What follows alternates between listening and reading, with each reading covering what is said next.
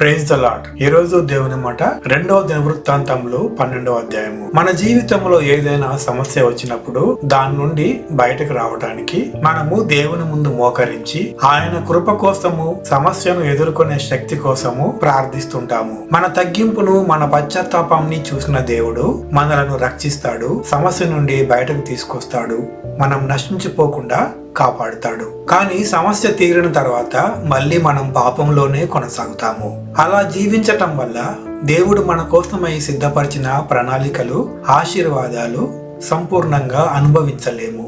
ఆత్మీయ జీవితంలో కూడా అరకొరగా పొందుతూ చాలని స్థితిలోనే కొనసాగుతుంటాము.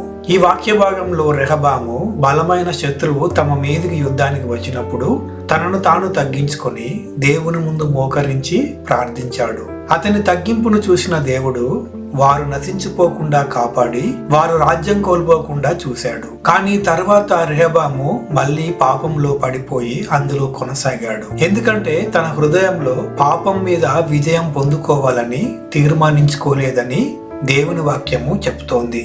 అందుకే మనము తీర్మానం చేసుకోవాలి, పాపానికి దూరంగా ఉండాలని, దేవుని చిత్తానుసారంగా బ్రతకాలని. ఆ విధంగా తీర్మానం చేసుకున్న చోట దేవుడు విజయం ఇస్తాడు. పరిశుద్ధాత్మ దేవుడు తన నడిపింపును మరింతగా మనకు అనుగ్రహించును గాక.